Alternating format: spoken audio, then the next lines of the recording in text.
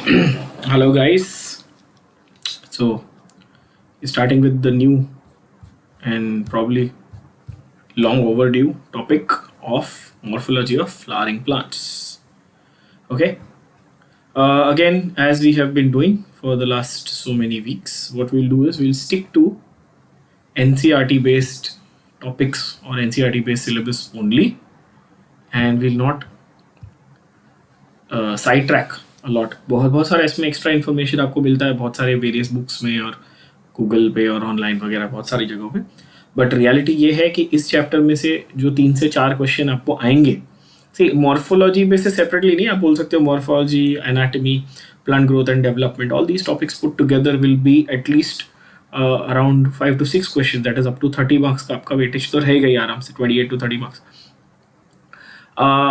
फंडा ये हो जाता है कि इसमें इतना सारा इन्फॉर्मेशन है, थोड़ा सा ड्राई टॉपिक भी है कि you tend to digress from the topic, you tend to get side track from the topic.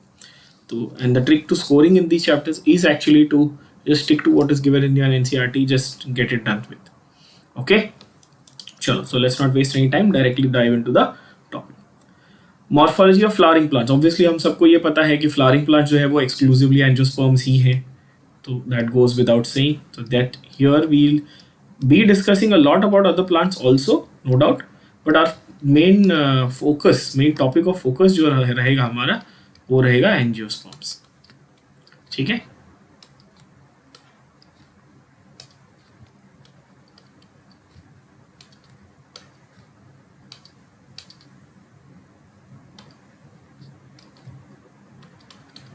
वो हमारा रहेगा एंजियोस्पर्म्स. ठीक है, अब आ जाते हैं इस पे. ये बोल रहा है कि structure, that is external structure basically is morphology. We know this, of course we discuss this before. Stem, leave, fruit वगैरह जो एक्सटर्नल स्ट्रक्चर है उसको हम लोग ज़्यादा यहाँ पे डिटेल में डिस्कस करेंगे. Part 1, that is root. Direct elongation of radicle, we know this, right? Plumule and radicle, two parts that we've studied in the development during the time that we studied development of the embryo. We studied plumule. Plumule eventually becomes the shoot. Shoot basically is the stem, है ना? And radicle becomes the root. ये हमको already पता है. Then you have that is the primary, the main root is direct elongation of radicle, of course, and then there are lateral what you can say processes giving out from them. उसपे से side से laterally यानी कि side में जो processes निकलते हैं वो secondary या tertiary root होते हैं. ठीक है. अगर आपके पास एक main root है, अगर आपके पास एक main root है और उसमें से lateral ऐसे side से ये निकल रहे हैं तो इसको हम लोग tap root system बोलते हैं. एग्जाम्पल है mustard. Now, examples from the NCERT from this chapter are the ones that people find difficult to remember. ठीक है ना. तो देन अपन ज़्यादा फोकस करेंगे मार्किंग्स ऑफ एग्जाम्पल्स पे. मस्टर्ड जो है वो टैप रूट का एग्जाम्पल है, ऑफ कोर्स. तो प्राइमरीली आप ऐसे याद रखो कि मेन जो है mustard, MT mustard, tap root. उसके बाद फाइब्रस रूट्स होते हैं. ठीक है, तो ये होते हैं व्हीट प्लांट में एग्जाम्पल. और उसके बाद होते हैं ग्रास, मॉन्स्टेरा एंड बैनियन, जिसमें होते हैं एडवेंटिशियस रूट, मतलब roots that arise from parts of the plant other than the radicle. मतलब मेन जो रेडिकल है वहाँ से नहीं, किसी और हिस्से से वो रूट्स बने हैं, उसको हम लोग कहते हैं एडवेंटिशियस. क्या कहते हैं? Adventitious roots. तो examples again let's as I said mark करने इंपॉर्टेंट है. Wheat for fibrous, mustard for taproot, and monstera and banyan and grass for adventitious roots.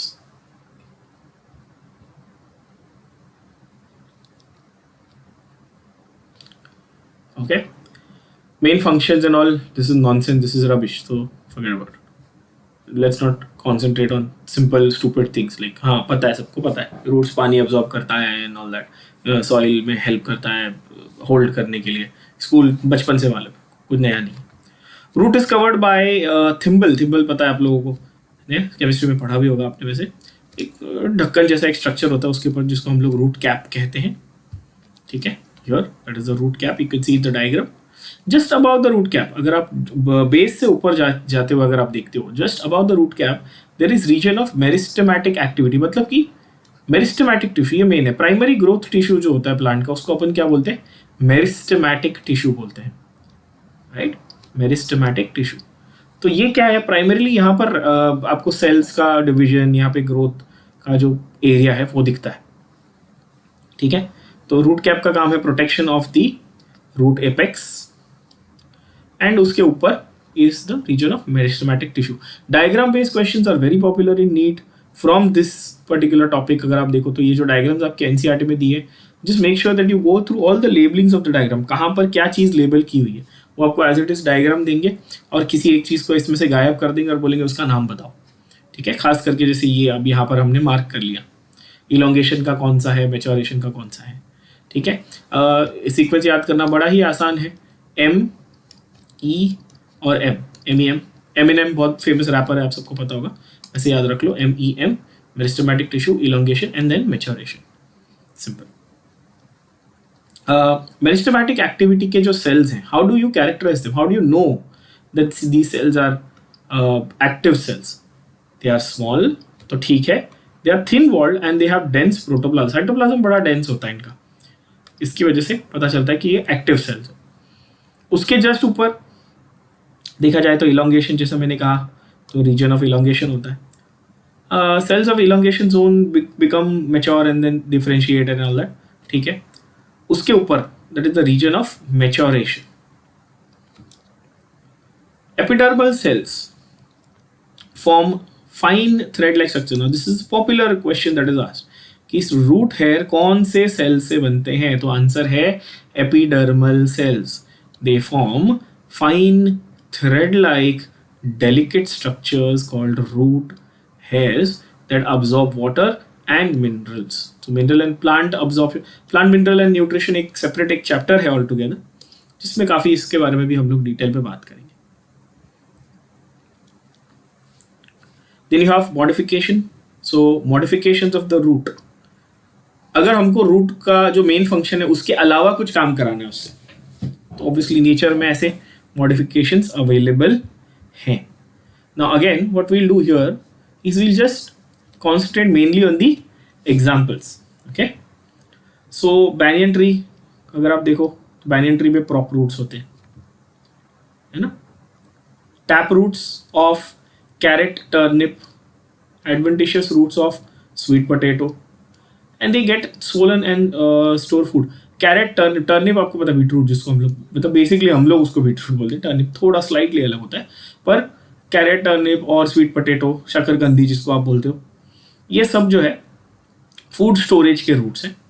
Hanging structure जो ये एक्स्ट्रा, ये तो हम बहुत बचपन से देखते आ रहे हैं, ठीक है. टार्जन इस पे लटक के यहाँ वहाँ उछलते रहता है, स्विंग करते रहता है, दोज आर प्रॉप रूट्स. वैसे ही मेज एंड शुगर केन में भी सपोर्टिंग रूट्स होते हैं जिसको हम लोग स्टिल्ट रूट्स बोलते हैं, है ना. Then you have another category जैसे कि राइजोफोरा जो स्वम्प एरियाज में मिलता है, उसमें वर्टिकली ग्रोइंग रूट्स होते हैं जिनको हम लोग बोलते हैं न्यूमैटोफोर्स. न्यूमैटोफोर्स के ऊपर काफ़ी बार एमसीक्यू क्वेश्चन आया हुआ है कि न्यूमैटोफोर्स करते क्या हैं. They help to get oxygen for respiration. ना अब हम लोग जनरली ऐसा ये तो पढ़ते हैं फोटोसिंथेसिस रेस्पिरेशन में कि प्लांट तो कार्बन डाइऑक्साइड अब्जॉर्ब करता है, लेकिन प्लांट फोटो रेस्पिरेशन भी करता है ऑफ कोर्स. तो ऐसा नहीं कि उसको एब्सोल्युटली ऑक्सीजन की रिक्वायरमेंट नहीं है, ऐसा तो नहीं है, राइट. तो ये सिंपल चीज़ है, आपको सिर्फ एग्जाम्पल्स याद रखने, सिर्फ और सिर्फ example. Now I know many of you are into the habit of reading material from your classes, है ना, वगैरह आपके क्लासेस के नोट्स हैं या रेफरेंस नोट्स हैं या जो भी है, आप उसमें बहुत सारे एक्स्ट्रा ओवर एंड ओवर चीज़ें इसमें इसके बारे में आपको हर रूट सिस्टम के बारे में 2-2, 3-3 पेज दिया हुआ है. ट्रस्ट मी, एनसीईआरटी के बाहर का आने के चांसेस क्या है, बहुत ही कम, right. More than 90% of the questions will be directly from NCERT. तो उतनी मेहनत जो आप वो पेजेस पढ़ने में बर्बाद कर रहे हो इस वक्त, मैं नहीं कह रहा कि वो खराब है, अच्छा है, पर वो मेहनत मत करो. इस चीज़ को 4 बार रिपीट करो और सारे एग्जाम्पल याद करो, वो आपको ज़्यादा काम आएगा, है. ठीक है, चलो. Then we have the stem, of course. तो स्टेम में ना एक एक कॉन्सेप्ट ऐसा है जो बच्चे हर बार कई बार गड़बड़ कर देते हैं, जैसे that is nodes and internode. Stem develop from plumule, ये तो ऑलरेडी हमने कर लिया. Stem will develop from nodes और other sorry stem will develop from plumule and it will bear nodes and internodes. क्या होता है देखते हैं. The region where leaves are born are called nodes. Internodes are portion between the two nodes. Let's see. Suppose कि आपके पास ये एक stem है, ठीक है, बहुत ही गंदी सी स्टेम मैंने बना दी है ना. ये प्लांट की आपके पास स्टेम है और यहाँ से ये एरिया से, ठीक है, लीफ आ रही, ये एरिया से लीफ आ रही है, यहाँ से भी लीफ आ रही, यहाँ से और एक लीफ आई, यहाँ से और एक लीफ आ गई. अब जो एरिया इन दो लीव्स के बीच का है इसको आप बोलोगे इंटरनोड, इसको आप बोलोगे इंटरनोड. और ये जो रेड कलर में जो ये मार्क किया हुआ यहाँ पे, ये जो पॉइंट है जहां से लीफ ओरिजिनेट हो रही है, इसको आप बोलोगे नोड. ठीक है ना. तो जहां से लीफ ओरिजिनेट हुई उसको आपने बोला नोड. और दो नोड के बीच की जगह, ये तो भाई कोई भी बता देगा कि दो नोड के बीच की जगह को क्या बोलेंगे, इंटरनोड. सिंपल है. अच्छा, स्टेम पे टर्मिनल हो सकते हैं और एक्सिलरी बर्ड्स हो सकते हैं. एक्सिलरी अगेन जो यहाँ पर जो एक्सिला, आपके शरीर में एक्सिला कहाँ है, देखो ये जो जहाँ पर आपका आर्म आपके टॉर्सो से अटैच है, ये बगल जिसको बोलते हैं, इसको एक्सिला बोलते हैं.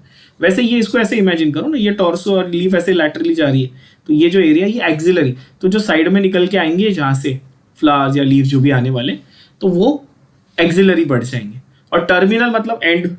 टर्मिनल का मतलब क्या होता है, एंड. तो जो एंड पे होगा वो आपका होगा टर्मिनल बर्ड. बहुत ही सिंपल है. अच्छा, stem is green when young and woody and dark brown when old. इस पे बहुत क्वेश्चन आने वाले आगे, हार्ट वुड और अगर अलग अलग टाइप के वुड्स के ऊपर बहुत क्वेश्चन है. बहुत पॉपुलर क्वेश्चन नीट में, आप सब लोगों ने देखा होगा ऑलरेडी. तो green when young, dark brown when old. ठीक है, बहुत ही सिंपल.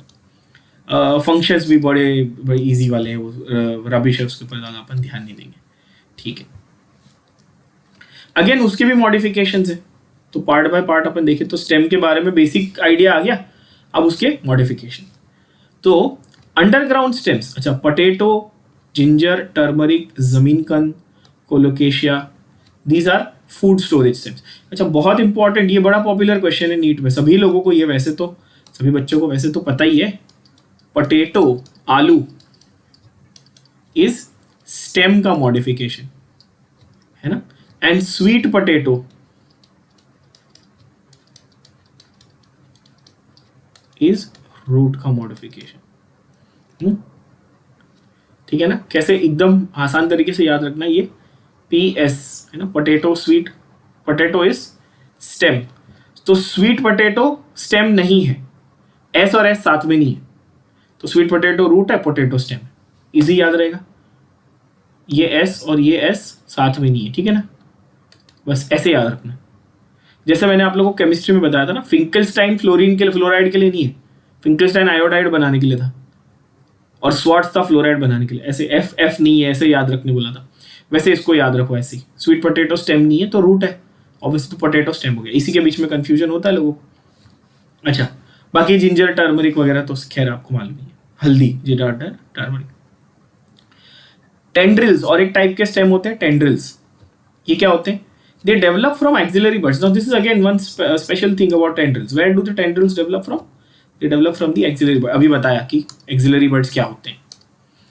तो दे आर स्लेंडर, स्लेंडर मतलब बहुत ही थिन, पतले से, spirally coiled, and help the plants to climb such as in gourds. Gourds मतलब जो आपके दूधी और करेला और ये सब जो होते हैं ना, ये टाइप के जो पाइप और सिलेंड्रिकल टाइप के जो होते हैं, पम्पकिन्स, वाटरमेलन, मस्क मेलन है ना, एंड ग्रेप वाइन्स.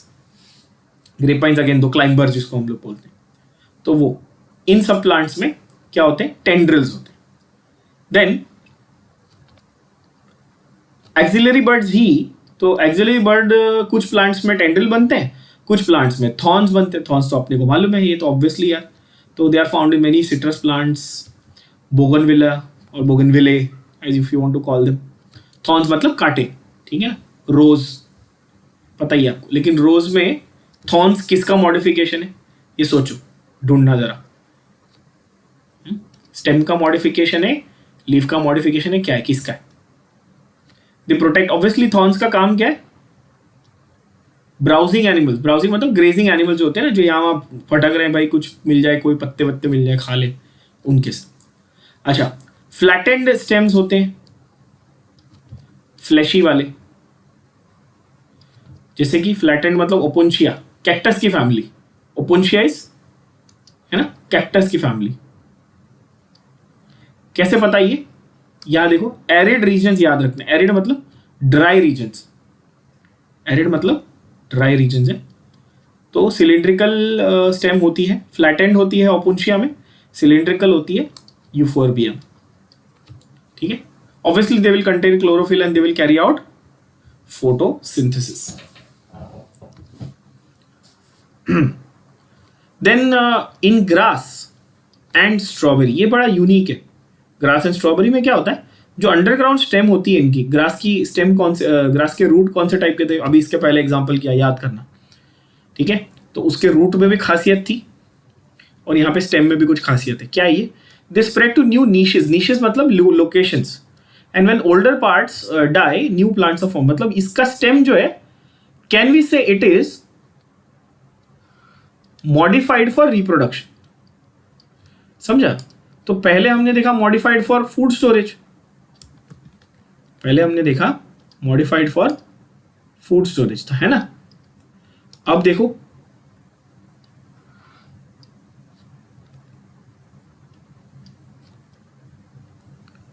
ये है मॉडिफाइड फॉर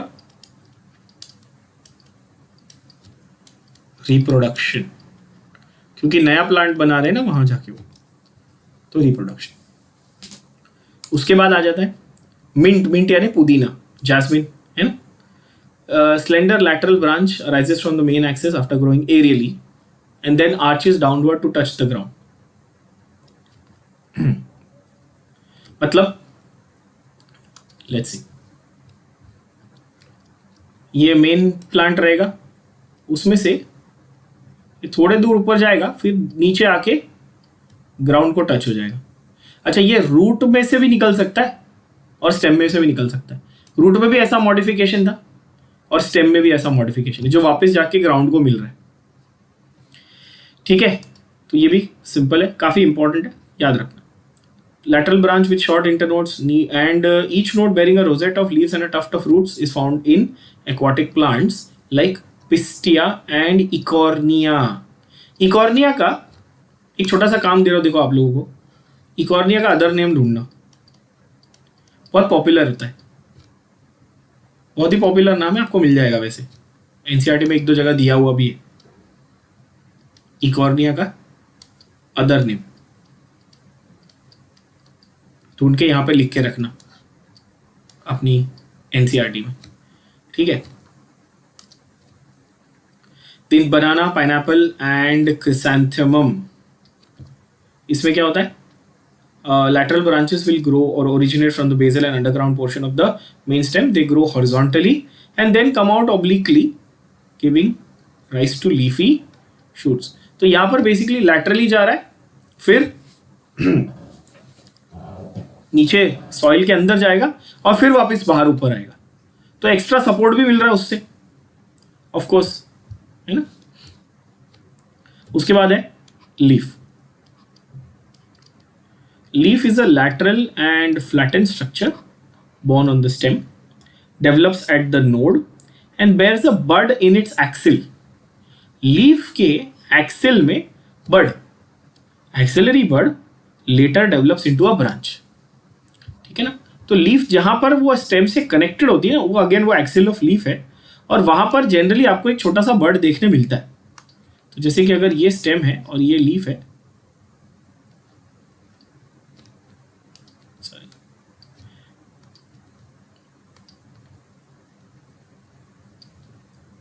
ये शेप एकदम अजीब हो रहा है। हाँ, तो यहां पर आपको एक जनरली एक छोटा सा बर्ड देखने को मिलता है, right, which will later give rise to a branch. Leaves originate from the apical meristems and are arranged in acropetal succession. Now centripetal succession, centrifugal succession, acropetal, ये सब इसके ऊपर एमसीक्यू क्वेश्चन आपको काफी सारे आने वाले, इसको अभी हम लोग डिटेल में थोड़ा सा डिस्कस करेंगे. Okay. Typical leaf consists of three main parts: leaf base, petiole and lamina. Again, very popular, very simple question. Which of these is not a part of a typical leaf? है ना, ये तीन तो है ही, चौथा वो कुछ रॉन्ग ऑप्शन भी आपको दे देंगे. तो ये बहुत ही इंपॉर्टेंट चीज़ है, ये आपको याद करके जानी है. बहुत आसान है, कोई नया रॉकेट साइंस इसमें है नहीं. कि लीफ बेस होती है, पीटीओल होता है और लैम. बहुत सारे बच्चे ना लीफ बेस और पीटीओल को कंफ्यूज कर देते हैं. ये तो अलग अलग चीज़ें हैं. देखते हैं आप, पहले समझते हैं क्या है. देखिए, देखो लीफ बेस ये रही, एक्सिलरी बड ये छोटी वाली रही, जहां पर एक्सिलरी बड अटैच है वो स्टिप्यूल है. ये जो डंडी है ना जो लीफ से जुड़ी हुई वो पिटियोल है, और लीफ का ये जो पूरा बॉर्डर है ये लैमिना है ना. समझे? फिर से देख लो, इसको लीफ ब्लेड भी कहते हैं. लीफ ब्लेड मतलब ये जो ऐसे शार्प एज है ना इसकी, ये वाली. बहुत सारी लीफ में ये ऐसी सॉ टूथ जैसी दिखती है, आपको मालूम है, ये तो सबको पता है ना? तो इसको लैमिना बोल सकते हो आप, लीफ ब्लेड भी कह सकते हो. ये लिखा हुआ भी एनसीईआरटी में आपको मिलेगा. ये रहा, कुछ नया नहीं है, चीजें हैं बुक में नो डाउट, बस अपन उसको थोड़ा सा है ना सेग्रीगेट कर रहे हैं कि भाई क्या क्या याद करना है आपको बस. So leaf is attach to the leaf base of course, and छोटे छोटे लीफ लाइक स्ट्रक्चर्स जो हैं यहां से निकल रहे हैं उनको अपन बोलते हैं स्टिप्यूल्स. ठीक है. In monocots, now this is slightly, अगर आप देखो तो थोड़ा एक बोलते हैं एक्सक्लूसिव फीचर बोल सकते हो आप. In monocots the leaf base becomes a sheath that covers the stem partially और wholly, and in some leguminous plants the leaf base may become swollen, which is called the pulvinous leaf base.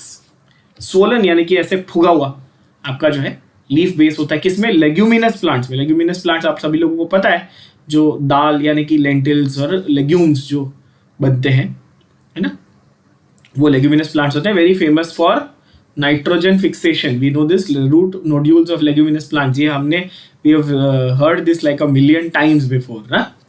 तो उनको हम लोग बोलते हैं pulvinus.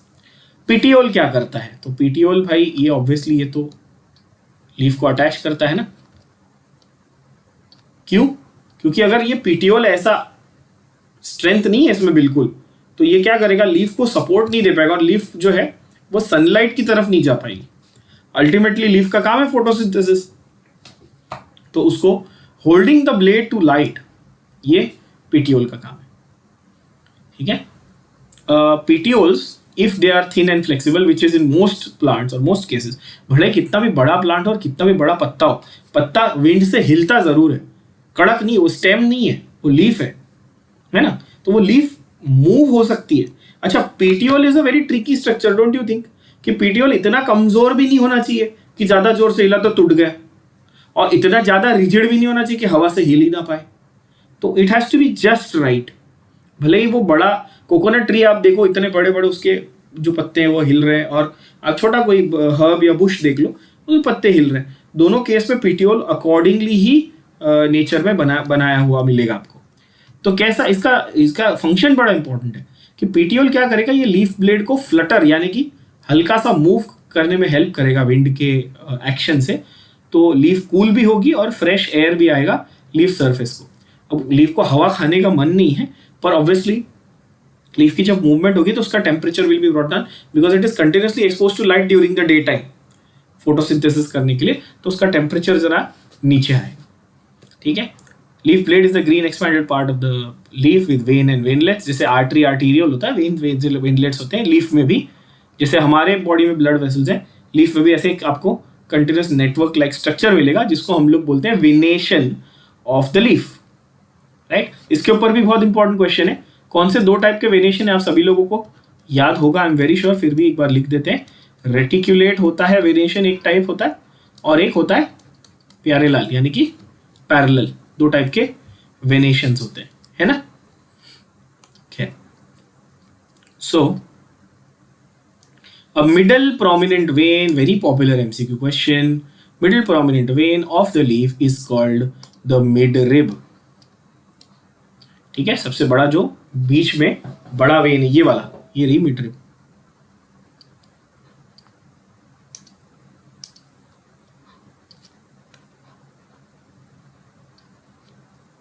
है ना, एक minute,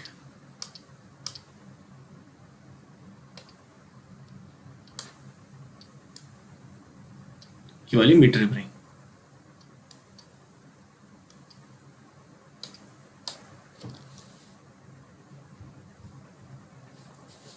okay, venation, the arrangement अभी बता दिया मैंने. रेटिकुलेट होती है नेटवर्क वाली, और पैरेलल होती है, तो पैरेलल तो कोई गधा भी बता देगा. मेन ये इंपॉर्टेंट चीज़ है, और ये तो डिस्टिंग्विश में आपने अगेन बहुत पहले पढ़ा हुआ होगा, आई एम वेरी श्योर, कि रेटिकुलेट आपको ज़्यादातर कहाँ मिलेगा, तो डाइकॉट में आपको रेटिकुलेट मिलेगा, देखो. और पैरेलल जो है वो आपको मोनोकॉट्स में मिलेगा. ये एक बहुत इंपॉर्टेंट डिस्टिंग्विशिंग फीचर है कि लीफ देख के अगर आपको यदि बताना है कि वो डाइकॉटिलिडनस या प्लांट है या मोनोकॉटिलिडनस प्लांट है. Then you have types of leaves, जैसे टाइप्स ऑफ रूट्स थे, फिर उसके टाइप्स ऑफ रूट्स कौन से थे फिर से याद करो. टैप था, फाइब्रस था, एडवेंटिशियस था. ये भूलना नहीं है, टैप है, फाइब्रस है, कौन सा है, fat, fibrous, adventitious, tap. Easy to remember, है ना. टाइप ऑफ रूट कैसा था, फैट. और टाइप ऑफ लीफ कैसा है, देखो, सिंपल एंड कंपाउंड. ये मेन दो टाइप्स हो गए, सिंपल लीफ हो गई और कंपाउंड लीफ हो गई. सिंपल लीफ कब बोलनी है, सिंपल लीफ कब बोलनी है, तो लैमिना इज एंटायर और when incised the incisions do not touch the midrib. आप बोलोगे ये कैसा अजीब सा सिस्टम है यार, incisions do not touch the midrib मतलब कि जो लीफ का स्ट्रक्चर है वो कुछ इस तरह होना चाहिए.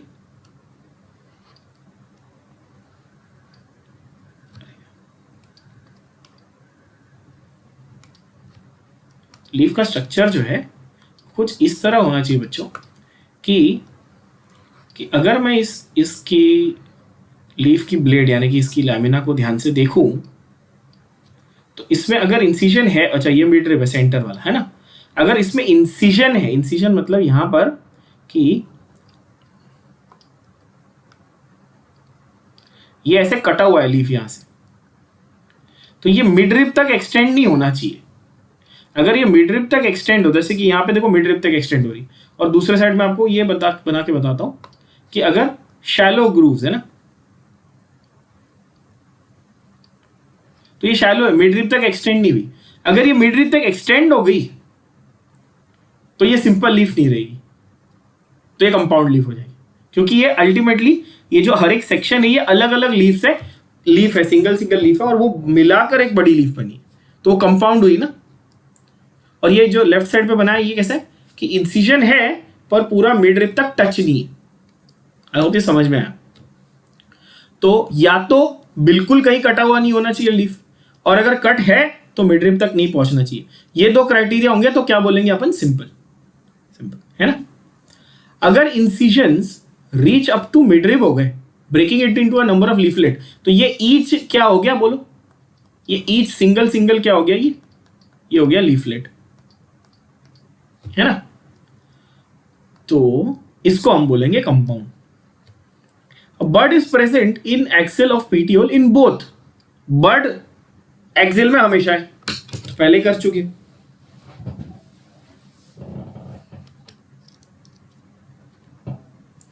पर लीफलेट के एक्सेल में नहीं है.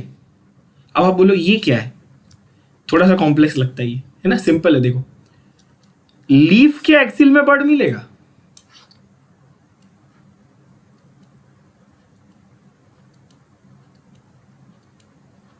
लीफलेट के एक्सेल में बर्ड नहीं मिलेगा, समझे. लीफलेट के एक्सेल में बर्ड नहीं मिलेगा, लीफ के एक्सेल में बर्ड मिलेगा, लीफलेट के एक्सेल में बर्ड नहीं मिलेगा. That's the idea. ठीक है, अब ध्यान से सेंटेंस पढ़ो, समझ में आएगा. क्या बोलता है, bud is present in axil of petiole of both simple and compound leaf but not in leaflet. सही है. मतलब हर लीफ का बर्ड है, हर लीफलेट का बर्ड नहीं। बहुत ही आसान। अच्छा, कंपाउंड में भी दो टाइप है, पिन्नेटली कंपाउंड है और पामेटली कंपाउंड होता है। आगे भी है, देखो आगे इसमें है आएगा। तो pinnately compound, many leaflets are present on a common axis, जैसे मैंने अभी बनाया था, एक एक्सिस बना दिया और उसमें बहुत सारे, इस कॉमन एक्सिस का नाम है the rachis. Many people call it the rachis also, the correct term is rachis. Okay, rachis बोलते हैं बहुत लोग, up to you. Which represents the mid rib, तो ऑब्वियसली ये तो अगेन कॉमन सेंस की बात हो गई यार। Rachis represents the, it's just nothing but the mid rip off the leaf. Example बड़ा तगड़ा है इसका, और आप सबने ये देखा है बट ध्यान नहीं दिया होगा। अब अगली बार देखोगे तो ध्यान दोगे ना कि यार नीम का पत्ता कैसा दिखता है। गूगल करके नहीं देखना, रियल में कहीं मिले तो देखना, अभी कभी मौका मिलेगा तो। पामेटली कंपाउंड लीव्स, तो इजी है। Leaflets are attached to a common point that is the tip of a petiole. Example like in silk और कॉटन। सिल्क कॉटन नहीं है, सिल्क कॉमा कॉटन, ठीक है। फाइबर्स जो हम लोग प्लांट्स पढ़ते हैं उनके बारे में। फाइलोटैक्सी, अरेंजमेंट ऑफ लीव्स, बड़ा पॉपुलर क्वेश्चन नीट में। फाइलोटैक्सी के ऊपर बड़ा पॉपुलर क्वेश्चन, क्यों? अल्टरनेट फाइलोटैक्सी एंड ऑपोजिट, है ना। ऑल्टरनेट और ऑपोजिट मेन दो टाइप होते हैं। वर्ल्ड भी एक तीसरा वैरायटी यहाँ पे दिया हुआ, उसके बारे में बात करेंगे। तो फाइलोटैक्सी क्या? Pattern of arrangement of leaves on the stem और द ब्रांच। जैसे inflorescence is arrangement of flowers, ये भी पता होगा, आगे भी आएगा भी। Inflorescence is arrangement of flowers, phyllotaxy is arrangement of leaves, ठीक है। तीन वैरायटी होती है, alternate, opposite and world. World तो आपको समझ में आता है वैसे भी। ऑल्टरनेट टाइप में single leaf arises at each node in alternate manner. Example is China rose, mustard and sunflower. तीन, चाइना रोज, मस्टर्ड और sunflower. Okay, then you have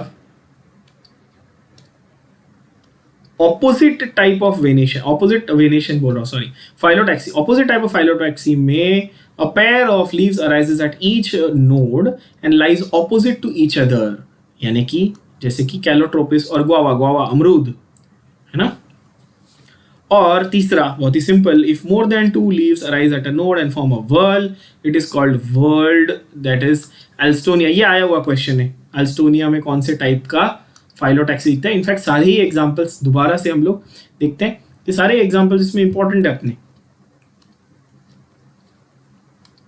तो एग्जांपल को मैं पीले कलर से मार्क कर देता हूँ तो आपको याद रहेगा अपनी एनसीईआरटी में। आई होप जो लोग ये वीडियो जो आप लोग देख रहे हो, है ना, तो साथ में बुक लेकर बैठे हो आप लोग और मार्क करते जा रहे हो। अच्छा, फंडा समझो, बहुत ही सिंपल है। गुआवा में देख रहे हो क्या हो रहा है कि एक ही पॉइंट है, वो दोनों साइड पे है, तो एक ही पॉइंट दोनों साइड जा रहा है, मतलब ऑपोजिट हुआ, सीधी बात है। ऑल्टरनेट में क्या हो रहा है, देखो सीढ़ी जैसा है, मतलब इधर से एक आ रहा है तो इधर से एक आ रहा है, इधर से एक आएगा, इधर से एक, दोनों एक ही पॉइंट पे नहीं है ना, अलग अलग है, अलग अलग लेवल पे है। बेसिकली लेवल अलग है, उस सेंट्रल लाइन पे अलग अलग लेवल पे लीफ आ रही है। चाइना रोज में, गुआवा में सेम जगह आ रही। एस्टोनिया में पूरा ऐसा मिक्स हो गया कि एक कॉमन पॉइंट से मल्टीपल आ गए, तो वर्ल्ड बन गया, ठीक है ना। तो ऑल्टरनेट हो गया, ऑपोजिट हो गया और वर्ल्ड, एकदम बड़ा आसान सिंपल सा, ठीक है। थोड़ा में कॉम्प्लिकेट किया हुआ है आप लोगों ने इस चैप्टर को, बहुत ही आसान है। उसके बाद आगे मॉडिफिकेशन ऑफ, तो मॉडिफिकेशन ऑफ रूट किया, फिर उसका मॉडिफिकेशन, फिर स्टेम किया, फिर उसका मॉडिफिकेशन, तो लीफ किया तो अब उसका मॉडिफिकेशन करना पड़ेगा। तो देखिए जरा, तो leaves are modified to perform functions other than, तो फोटोसिंथेसिस तो उनका काम है ही, उसके अलावा टेंड्रिल, तो टेंड्रिल की वैरायटी स्टेम में भी थी और टेंड्रिल की वैरायटी लीफ में भी है। यहाँ पे कंफ्यूजन हो जाता है लोगों को। टेंड्रिल यानी कि टेंड्रिल, देखो टेंड्रिल एक शब्द जनरल वर्ड है, ये जनरल शब्द है ये। इसका मतलब है कि पतला, थिन, एक ऐसा पार्ट जो क्लाइंबिंग में या सपोर्ट थोड़ा सा ना देने में हेल्प कर दे। तो टेंड्रिल एक कोई खास ऐसा नहीं कि it is dedicated for root और फॉर लीफ। हाँ, leaf also can become a tendril, stem also can become a tendril. Stem थोड़ा पतला हो गया तो टेंड्रिल क्लाइंबर जो हमने देखा वो बना, और यहाँ पर भी लीफ भी बन सकती है। इन पी प्लांट, है ना, पी प्लांट का जो लीव्स है वो मॉडिफाई होता है, वो टेंड्रिल बनता है। और स्पाइन्स एज इन कैक्टाई, सबको मालूम है cactus,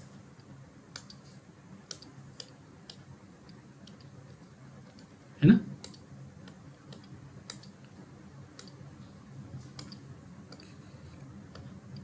okay, then you have, they can become food storage, fleshy leaves. तो रेपिटेशन हो रहा है अब तो, स्टेम, रूट, लीफ सब में या तो खाना बनाओ या तो प्रोटेक्शन दो। कोई भाई मॉडिफिकेशन हो तो किसी वजह से हो रहा होगा। Theory of natural selection, Darwin ने तो बताया ही है हम लोगों को कि भाई कुछ ना कुछ मॉडिफिकेशन हो रहा है, उससे फायदा होना चाहिए ना ऑर्गेनिज्म का। तो या तो फूड स्टोर करो, या तो सपोर्ट दो, या तो रेस्पिरेशन में हेल्प करो, या तो प्रोटेक्शन दो, कुछ ना कुछ तो करना पड़ेगा ना। तो ये वही है, फिर से डिफेंस हो गया कैक्टस में। और ये in certain special plants like Australian acacia,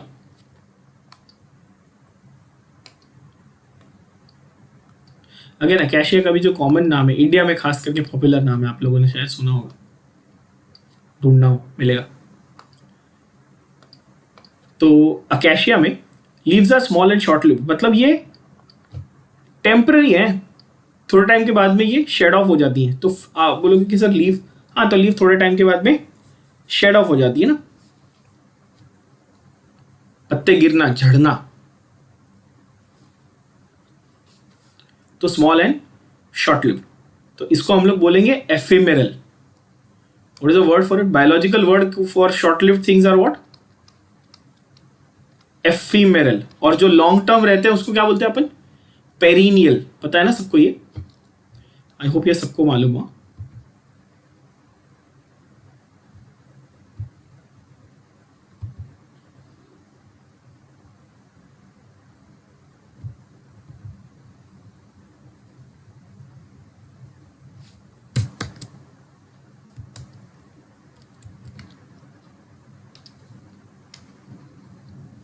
ephemeral कहते हैं उसको। खैर, petioles will expand, become green and synthesize food, because भाई लीव्स अगर शॉर्ट लिव्ड हैं तो किसी ना किसी को तो खाना बनाना पड़ेगा।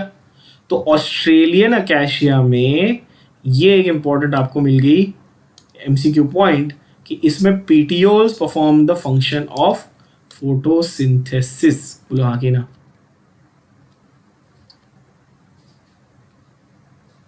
किसमें? ऑस्ट्रेलियन अकेशिया में petioles will perform the function of photosynthesis. Venus fly trap बहुत ही पॉपुलर, सबको मालूम है। इंसेक्टिवोरस प्लांट है Venus fly trap. Pitcher plant भी होता है एक। पिचर प्लांट और वीनस फ्लाई ट्रैप अलग अलग है, काम सिमिलर है। आप लोग बचपन से देखते भी आ रहे होंगे, कार्टून वार्टून में बहुत देखा होगा। वो एक फ्लावर प्लांट होता है जो, बट वो फ्लावर नहीं होता, वो मॉडिफाइड लीफ होती है उसकी, जो इंसेक्ट्स को खा लेते हैं, इंसेक्टिवोरस होती है। Inflorescence, arrangement of flowers. तो आप बोलोगे सर लीव्स पे से सीधा जंप मार दिया अरेंजमेंट ऑफ फ्लावर्स पे, क्योंकि फ्लावर का स्ट्रक्चर तो सेक्सुअल रिप्रोडक्शन में किया ना, तो फ्लावर का स्ट्रक्चर यहाँ नहीं बताया ज़्यादा, सीधा बता दिए अरेंजमेंट। क्या है देखते हैं। Flower is a modified shoot, बहुत ही important. Flower is basically a modified portion of the shoot. How is the flower formed? The apical meristem changes into a floral meristem.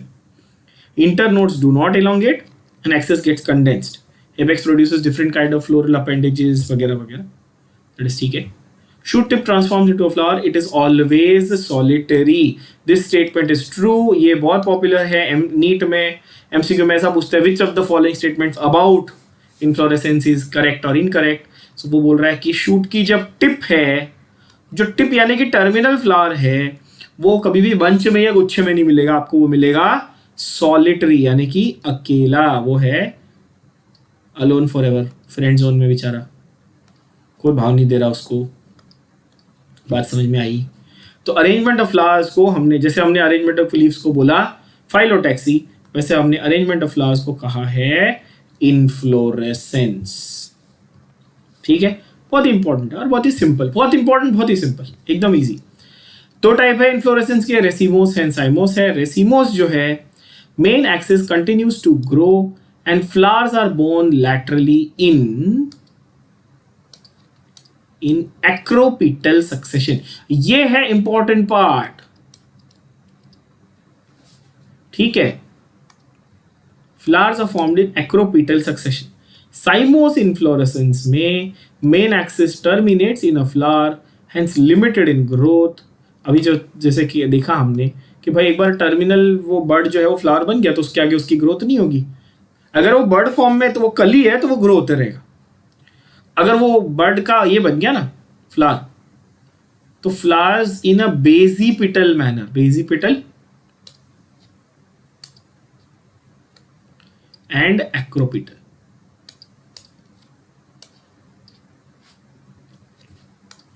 अब फ्लावर के बारे में थोड़ी बात करते हैं। तो रिप्रोडक्टिव यूनिट है तो सबको मालूम है यार क्या इसमें, for sexual reproduction 4 kinds of whorls. ये इसमें से थोड़ा फटाफट जाएंगे बिकॉज ये हमने काफी इन डेप्थ कवर किया सेक्सुअल रिप्रोडक्शन इन प्लांट्स में। आई होप ये सबको याद होगा।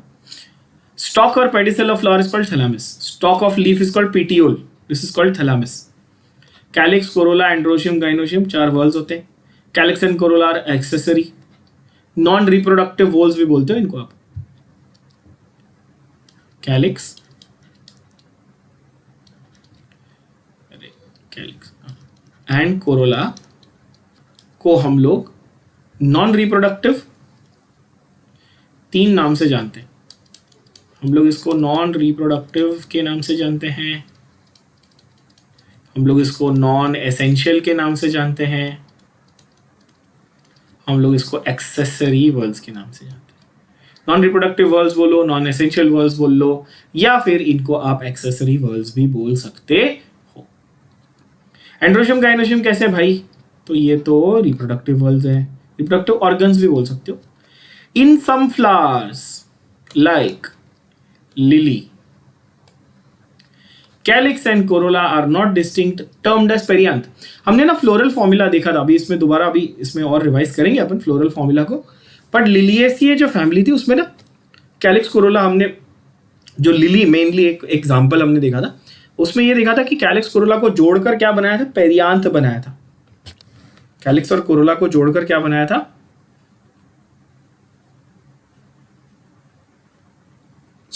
थोड़ी गर्दन।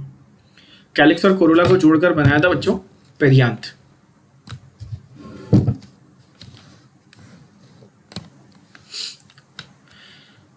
ओके। जिस फ्लावर में बोथ एंड्रोशियम एंड गाइनोशियम होगा वो बाइसेक्सुअल होगा। आइदर एंड्रोशियम और आइदर स्टैमेन और कार्पेल होगा तो यूनिसेक्सुअल। स्टैमेन क्या है? Members of androecium. कार्पेल्स क्या है? Members of gynoecium. कार्पेल का दूसरा नाम क्या है?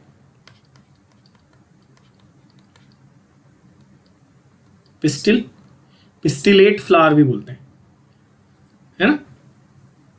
फीमेल फ्लावर बोल सकते हैं या पिस्टिलेट भी बोल सकते हैं, ठीक है। ये छोटी छोटी चीजें याद रखो। अच्छा, सिमेट्री में अगर सिमेट्री की बात करें, यानी कि जो उसका शेप है उसकी बात करें, तो ये एक्टिनोमॉर्फिक हो सकता है जिसमें रेडियल सिमेट्री है, जाइगोमॉर्फिक हो सकता है जिसमें बायलैटरल सिमेट्री है। यानी कि बायलैटरल वाला जो है उसको 2 पार्ट्स में इक्वल हाफ में डिवाइड किया जा सकता है ना। और can be divided into equal radial halves. तो यहां पर बच्चे अगेन थोड़ा सा कंफ्यूज होते हैं, दोबारा एक बार थोड़ा डिटेल में देखते हैं इसको। एक्टिनोमॉर्फिक में उसने बोला वर्ड यूज किया रेडियल सिमेट्री, तो जब वो बोल रहा है radial halves in any radial plane तो वो एक्टिनोमॉर्फिक हुआ। एग्जाम्पल मस्टर्ड, दतूरा, चिली, ठीक है। And 2 halves only through vertical plane तो जाइगोमॉर्फिक हुआ। एग्जाम्पल पी, गुलमोहर, बीन एंड कैशिया, ठीक है। तो रेडियल और वर्टिकल, रेडियल यानी कि किसी भी रेडियस से पास होने वाला एक्सिस, रेडियल अरेंजमेंट वाले जो फ्लावर्स हैं। असिमेट्रिक क्या होगा? If it cannot be divided into 2 halves by either vertical or through centre. मतलब वो बेसिकली असिमेट्रिक है, उसको कोई दो इक्वल पार्ट्स में आप कर ही नहीं सकते हो डिवाइड। एग्जाम्पल है कैना।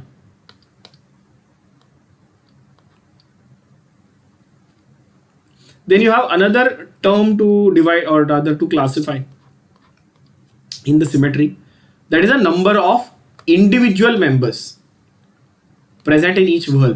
जैसे स्टैमेन कार्पेल जो हमने बोला, या पेटल सेपल बोल लो, तो जो मेंबर्स है ना हर एक फ्लोरल व्हर्ल के, उनकी अगर हम बात करें, या 3 है तो वो ट्राइमेरस होगा, 4 है तो टेट्रामेरस होगा, 5 है तो पेंटामेरस होगा।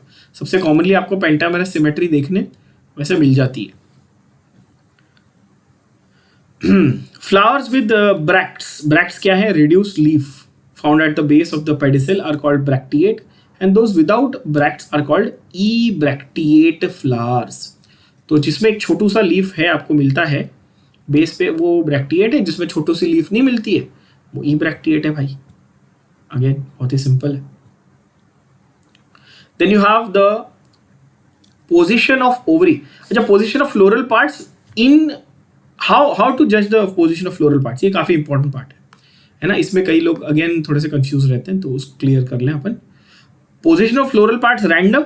No, this is with respect to the position of ovary.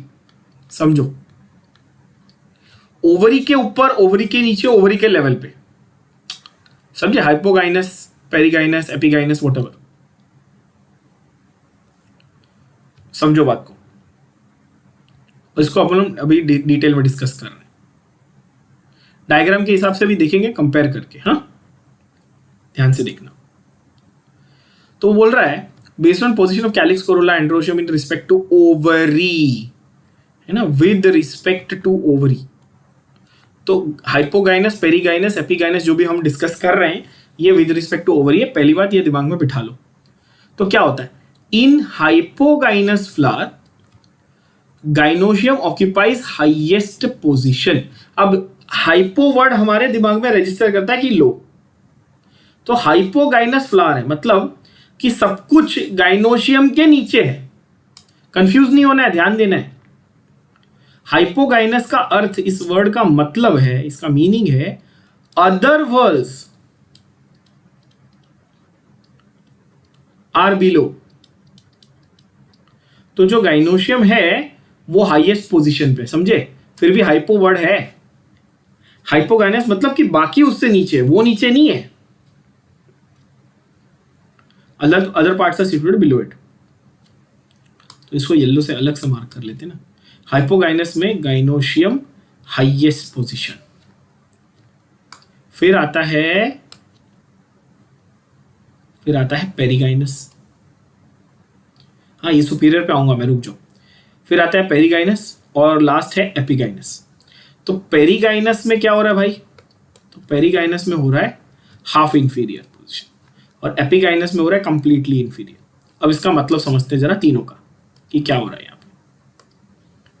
तो बोल रहा है कि भाई अगर हाइपोगाइनस फ्लावर है तो ओवरी इज सुपीरियर। ऑब्वियसली ये तो बोल दिया ना अभी कि ओवरी सबसे ऊपर है, तो ओवरी सुपीरियर। एग्जाम्पल क्या है? तो एग्जाम्पल है मस्टर्ड, चाइना रोज और ब्रिंजल, बैंगन जो है आपका। बैंगन एक्चुअली एग प्लांट होता है, ब्रिंजल सेम फैमिली, ठीक है। Then you have located at the rim of the thalamus. Gynoecium कहां पे? यहां पे gynoecium is situated in the centre and other parts are on the rim of the thalamus, almost at the same level.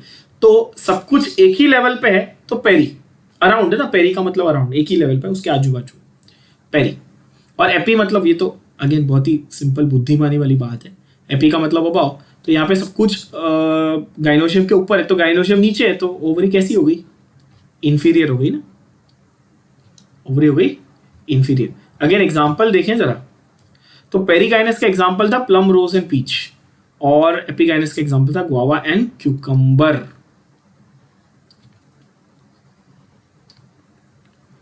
Last example है ray florets of sunflower, specifically the smaller ones, है ना, not the main flower as such, the immature ones. These are slightly different. Again, it's not like the main sunflower that we talk about. Okay, then you have each one has calyx, corolla, वगैरह, not nonsense. Again, we've done this 1,000 times. Calyx outermost whorl है, members are called sepals. Sepals are green. They protect the flower in bud stage. This is extra, क्योंकि वहां पर हम लोगों को calyx का काम तो सिर्फ फोटोसिंथेसिस, यानी कि ग्रीन है तो फिर फोटोसिंथेसिस करें, ये दिया था, but protection of the flower in bud stage important. Gamosepalous यानी कि यूनाइटेड, पॉलीसेफेलस यानी कि फ्री। गैमोसेफेलस को हम लोग फ्यूज्ड भी बोलते हैं, यूनाइटेड बोले तो फ्यूज्ड भी बोलते हैं ना अपन, फ्यूज्ड और सेपरेट। फ्यूज बोल लो, सेपरेट बोल लो, एक ही बात है। अच्छा, कोरोला सेकेंड नंबर है, पेटल्स हैं, यूजुअली ब्राइटली कलर्ड हैं to attract insects for pollination. सब में ब्राइटली कलर्ड है क्या? ना ना ना ना, सब में नहीं है। किस में ब्राइटली कलर्ड है? सोचो सोचो, किस में है ब्राइटली कलर्ड? जो इंसेक्ट पॉलिनेटेड प्लांट्स हैं, इंसेक्ट पॉलिनेटेड होते हैं ना, मेनली उसमें ब्राइटली कलर्ड होते हैं ना। और इंसेक्ट पॉलिनेशन का नाम क्या है? चलो एक मस्त बॉक्स बना रहा हूं, लिखेंगे, पता है ना?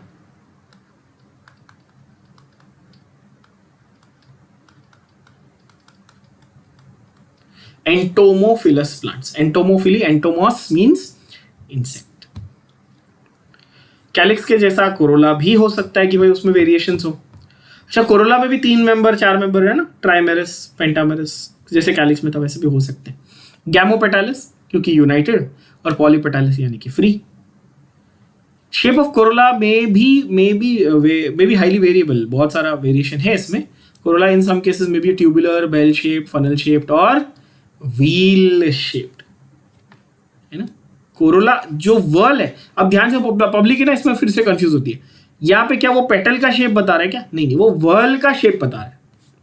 जो अरेंजमेंट, जो वर्ल बना हुआ है उसकी शेप बता रहा है वो, पेटल्स की। कंफ्यूज मत करना इसको, फाइलोटैक्सी चल रही है आपके दिमाग में अगर, या इन्फ्लोरेसेंस चल रहा है। When I say arrangement, the immediately the word phyllotaxy या inflorescence. Phyllotaxy is for leaves का arrangement, inflorescence is for flowers का अरेंजमेंट। कोरोला का शेप अगर वो बता रहा है तो वो पेटल्स के अरेंजमेंट की बात बता रहा है। सबसे अच्छी चीज अगर आप देखो तो फिर रोज का प्लांट है ना, गुलाब का फूल, उसमें आप देखो तो पेटल्स की अरेंजमेंट एक अलग तरीके की होती है। That is aestivation. जो एस्टिवेशन डिसाइड करेगा कि आपके कोरोला का शेप कैसा दिख रहा है, समझा? अरेंजमेंट विल डिसाइड कि कोरोला का शेप कैसा दिख रहा है। चलो, एस्टिवेशन से अपन नेक्स्ट लेक्चर में कंटिन्यू करेंगे। ओके।